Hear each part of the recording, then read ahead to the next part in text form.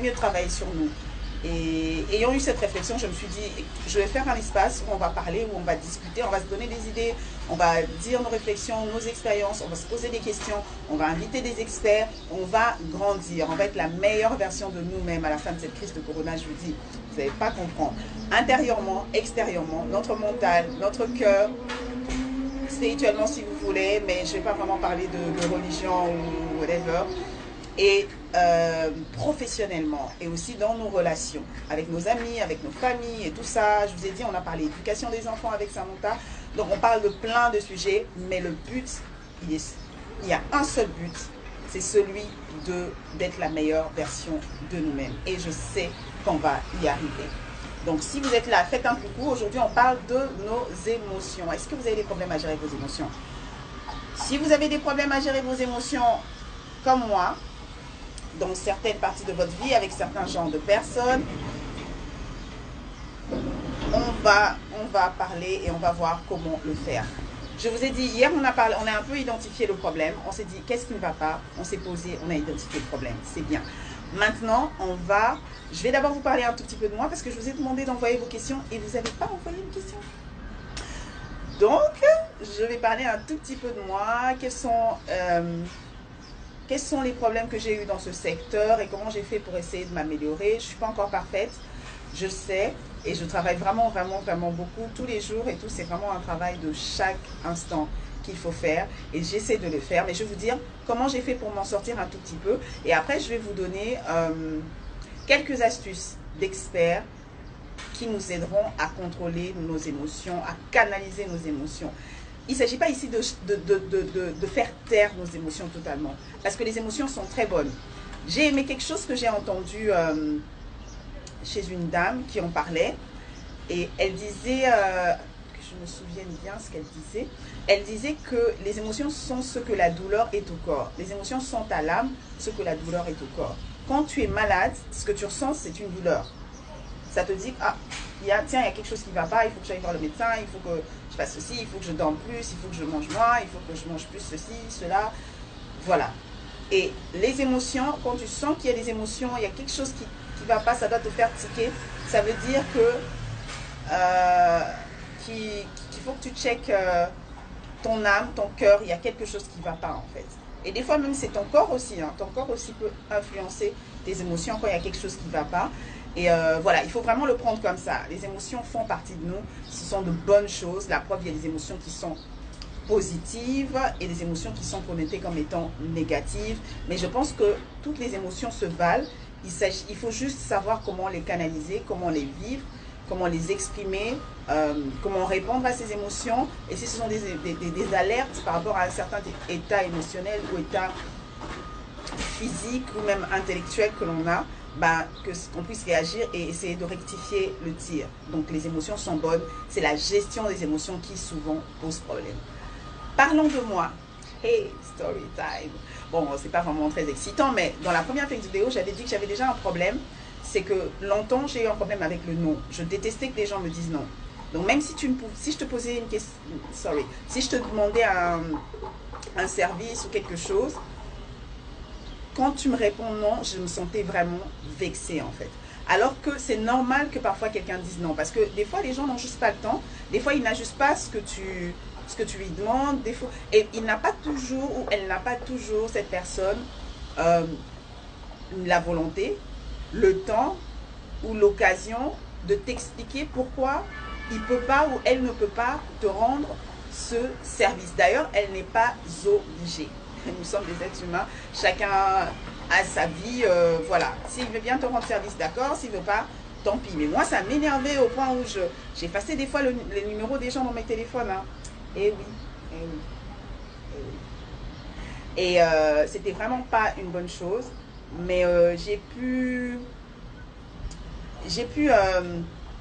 dépasser ça. Un autre problème que ça j'ai toujours et que je cherche encore à dépasser, donc ceux qui peuvent m'aider, c'est le moment d'écrire en commentaire ou de m'écrire plus tard inbox, c'est que j'ai la larme facile, j'ai tout simplement la larme facile. Et quand je parle de choses qui sont tristes ou quand je pense à des choses qui sont tristes, même si ce n'est pas des choses que j'ai vécues, même si c'est des choses que d'autres personnes ont expérimentées, souvent je me mets à pleurer. Quand je prie, je pleure. Quand je chante, je pleure. Voilà, bon, les gens qui sont dans la même chorale que moi, avant de dire que je mens, salut Kennedy, coucou, ça va? Avant de dire que tu peux partager le live avec tes amis et écrire tes commentaires, on est en train de parler sur la gestion des émotions. Je parle de mon expérience et après, je vais partager quelques tips que les professionnels donnent pour gérer les émotions, quelques astuces. Donc, ceux qui chantent avec moi dans la chorale, quand on est en chœur ensemble, non, je ne pleure pas parce que je suis trop concentrée à ne pas oublier les paroles, à essayer de chanter comme il faut, à essayer de suivre ce que le lead fait, à essayer de chanter juste, à essayer de regarder ce que le maître de chœur fait. Donc là, j'ai vraiment pas, je suis cérébrale en fait. Je suis pas dans mon cœur. Mais quand je chante seule, dans ma salle de bain ou dans ma chambre, ben je pleure parce que je chante tellement avec mon cœur que je pleure tout le temps, mais tout le temps. Et ça, j'ai pas encore dépassé ça. J'essaie de maîtriser un tout petit peu, mais j'ai pas encore maîtrisé ça. Donc si vous avez des tips, il faut les laisser. Ce que je trouve bien, c'est que je ne pleure pas quand je suis fâchée. Ça arrive très rarement en fait. Ça arrive très rarement, à moins que ce soit vraiment un degré où je suis extrêmement fâchée et que je sens qu'il y a vraiment une injustice et que la personne est juste de mauvaise foi et qui ne veut pas comprendre la situation, ou que je me suis fait avoir. Ça arrive que je pleure, mais je ne pleure pas devant la personne. Et ça, j'aime bien parce que je sais pas, j'ai l'impression que ça... Si tu es en situation de tension avec une personne et que tu es en train de discuter, j'ai pas envie en fait que la personne pense que je suis faible. Et je pense que pleurer, ça veut pas dire que tu es faible, mais malheureusement, dans cet état des choses, ça apparaîtra comme si tu étais faible. Et surtout si c'est un homme et que tu es une femme, oh, genre, oh les femmes, tu vois. Et j'ai pas envie que la personne me donne raison juste parce que je pleure ou whatever. Donc ça m'arrive pas et je suis super contente et je bénis Dieu. Vraiment. Mais oui, ça m'arrive souvent. Donc si tu as des astuces, comment arrêter de pleurer tout le temps, tu me les envoies. Merci. Troisième chose, je sais pas, aussi c'est être énervé souvent. Souvent je suis énervée par des situations très vite. Hein. Je suis très vite énervée. Je suis un peu soupe au lait. Pas dans le sens où je me chamaille forcément. Mais voilà, certaines situations que je trouve insensées peuvent très facilement m'énerver ou certains comportements. Voilà, je suis très énervée facilement. Et je vais te dire après comment j'ai pu résoudre, entre guillemets, ce petit problème. Voilà, on passe donc au côté des astuces. En tout cas, mes astuces à moi, ce qui a marché pour moi et qui peut-être va marcher pour toi. Et si tu as des astuces, écris-les en commentaire sur Facebook, sur YouTube ou si tu regardes ça sur Instagram. Parce que je pense que je vais peut-être poster un extrait sur Instagram en français aussi. Hein, parce que c'est un peu injuste de toujours poster l'extrait en anglais et de ne pas poster en français. Donc je pense que je vais poster cet extrait sur Insta aussi. Donc si tu nous suis, s'il te plaît, envoie tes astuces en commentaire ou en DM ou en inbox, whatever. Ou par WhatsApp, ceux qui ont mon numéro WhatsApp. Vraiment, envoyez-nous ça et je vais partager pour que les autres aussi grandissent. C'est une causerie. Moi, j'ai pas vraiment le monopole. J'ai vraiment pas le monopole de la connaissance. Alors, pour moi, ce qui a marché, c'est que par rapport aux pleurs, j'ai pas résolu. Par rapport au non, bon, je me suis juste dit, les gens ont leur vie. En fait, j'ai essayé de rationaliser. Voilà. J'ai essayé de rationaliser, essayer de réfléchir, essayer de me mettre à la place de l'autre et essayer de comprendre que non, parfois ça ne veut pas dire je ne veux pas, ça veut très souvent dire je ne peux pas. Et même quand ça veut dire je ne veux pas, les gens sont indépendants et ils ont le droit de dire non. Et j'ai essayé de me mettre à la place des autres, c'est ce que j'ai fait et ça a marché. Maintenant j'évite. Au départ ça m'embêtait toujours un peu, mais maintenant ça m'embête pas. Ça m'embête pas. Ça m'embête plus du tout, vraiment. Des fois ça revient un tout petit peu genre, mais non, ça va, je gère. Par contre, le troisième problème qui est le plus grand, c'est de m'énerver pour des situations ou contre de personnes ou pour des comportements que je trouve injustes. Ce qui se passe, c'est que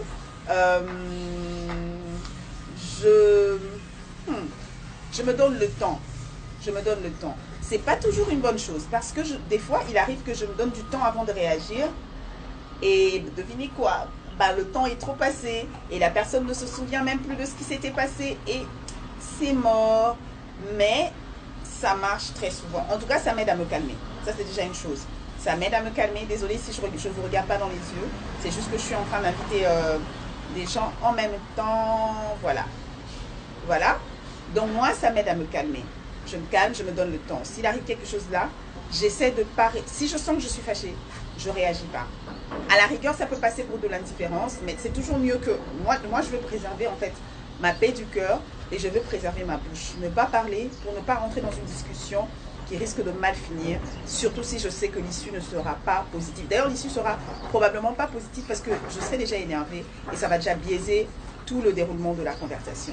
Donc, ce que je fais, c'est que je réagis pas. Mais vraiment, gars, genre, si j'étais au boulot, je serais là devant ma machine, genre,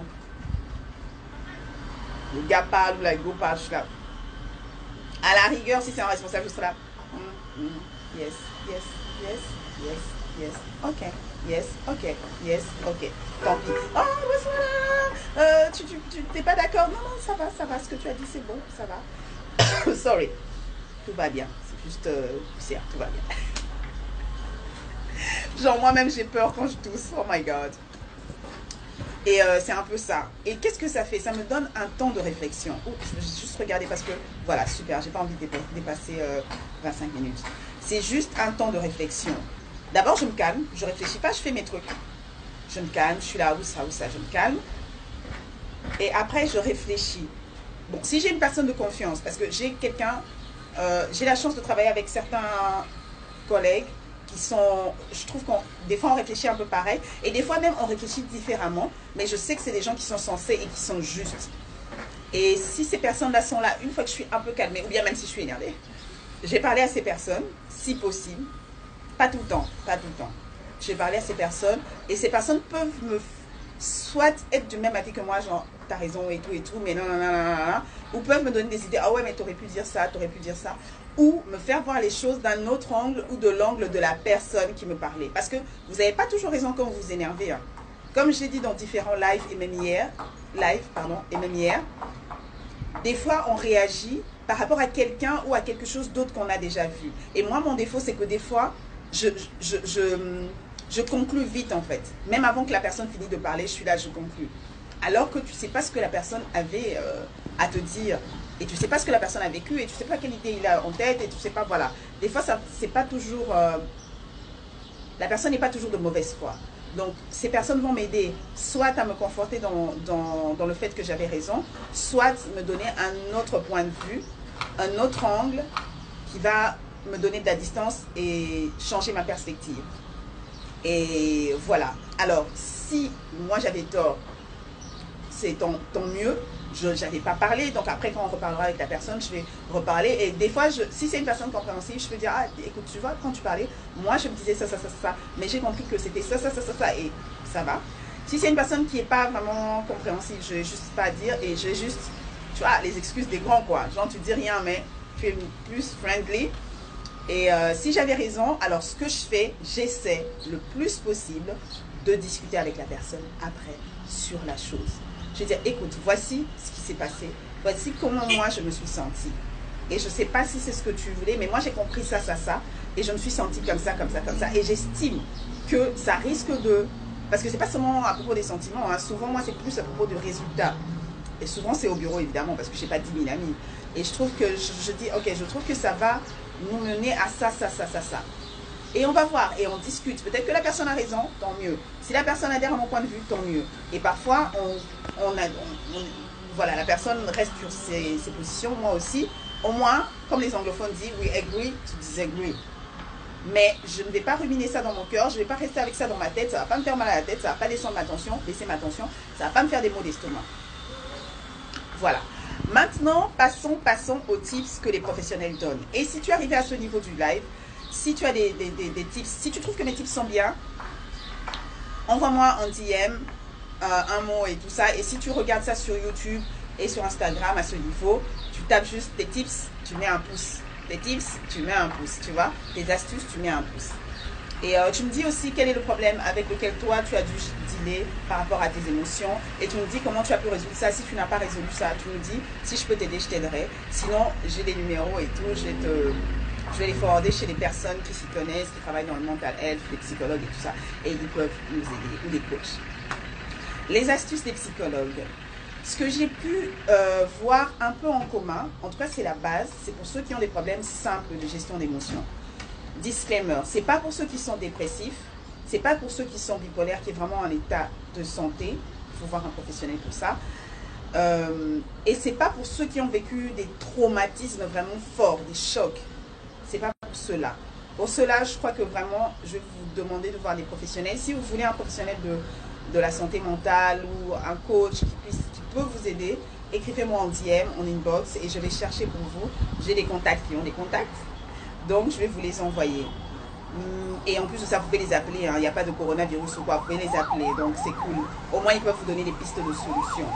Mais les astuces que moi j'ai vues pour nous, pour les personnes de tous les jours qui parfois juste on dérape, très souvent on se laisse un peu dépasser par nos émotions, on laisse nos émotions pourrir notre vie, abîmer nos relations avec les autres, susciter des disputes tout le temps avec notre mari ou avec nos enfants, avec nos parents, ou encore susciter des disputes tout le temps avec nos collègues, avec nos boss. Il y en a qui ont quitté leur emploi. Salut,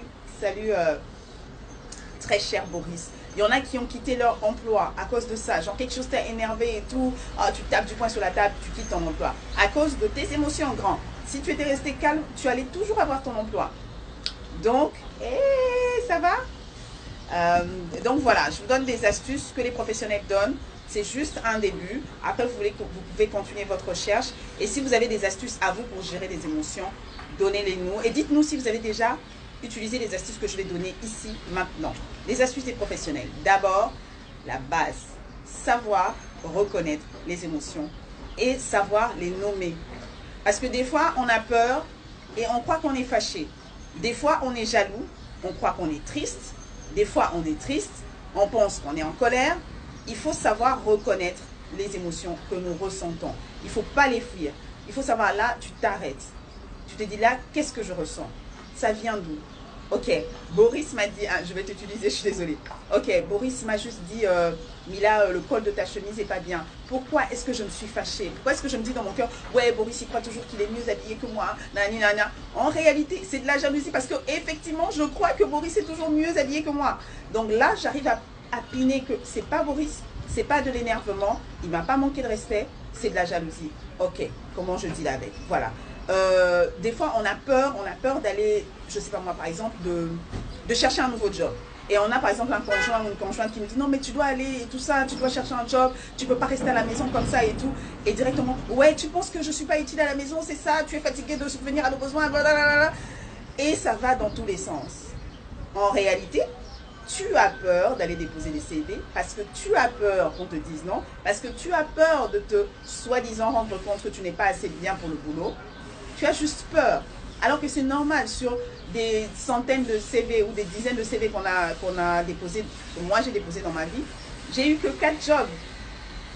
C'est normal qu'il y ait des refus, c'est normal, il y a des entreprises qui voudront d'autres choses. J'avais un chef qui disait, les choix sont toujours subjectifs. Donc c'est pas forcément que tu n'es pas bon pour le boulot, c'est juste que c'est pas toi qu'on veut pour ce boulot. Mais tu vois que tu t'es fâché contre ton conjoint, mais qu'en réalité tu as eu peur. Donc, il faut reconnaître ses émotions, il faut nommer les émotions. Maintenant, la deuxième chose, c'est qu'il faut aller au front et combattre ces émotions irrationnelles. Et comment on les combat? Avec différentes armes. Les premières armes, hein, ce sont les premiers pas. Salut Dixon, ça va? Ce sont les premiers pas. Comment combattre les peurs irrationnelles, les émotions irrationnelles, les émotions qui viennent comme ça, paf! Et puis après tu dis, ah mon Dieu, je ne sais même pas ce qui m'est arrivé. Ce sont des émotions irrationnelles. Et tu les as mal gérées, tu les as mal exprimées. Les émotions qui viennent, et quand quelque chose se passe, tu rentres à la maison et tu regrettes toute la nuit. C'est pas rationnel, tu n'as pas réfléchi, tu as juste réagi. Comment tu fais? Tu te donnes le temps. Oui, les professionnels aussi disent ça, et moi j'avais trouvé ça toute seule. Tu te donnes le temps. Tu te donnes le temps. Et pendant ce temps-là, qu'est-ce que tu fais? Tu peux agir sur tes pensées. Tu réfléchis. Tu réfléchis. Pas tu rumines. Hein? Ruminer, c'est pas ça. Genre, ah ouais, il m'a fait ça toute la nuit. Non. Tu réfléchis. Qu'est-ce qui s'est passé? Il était où? Qu'est-ce qu'il a dit? Est-ce que Mila, Boris t'a vraiment dit que tu étais mal habillée? Je continue avec ça. Salut Pat, ça va? Si tu as des astuces pour gérer les émotions ou si tu as des problèmes à gérer tes émotions, dis-le nous en commentaire, Pat, et bienvenue. Je crois que c'est la première fois que tu sois là, donc bienvenue. Oui, tu te donnes le temps, tu te dis, est-ce que Boris a vraiment dit que j'étais mal habillée? Non, en fait, il a dit que j'arrange juste mon col. Ok. Généralement, comment Boris se comporte avec moi? Généralement, il est très souriant, mais ce jour-là, moi, j'ai vu qu'il n'était pas souriant. Mais qu'est-ce qui s'était passé? En fait, je l'ai vu venir de quelque part et il avait une discussion assez chaude, j'avais l'impression. Ok, il était peut-être énervé, peut-être pas contre moi. Ça, c'est rationalisé. Et moi, ok, je sais que ma mère me disait toujours que j'étais mal. Ça fait cliché, mais c'est vrai. Beaucoup de choses viennent de notre enfance. Glory, salut, bienvenue. Je sais que ma mère me disait toujours que je m'habillais mal. Est-ce que c'est ça qui m'est revenu? Ok, donc c'est pas Boris en fait. Quand Boris parlait, c'est ma mère que j'entendais.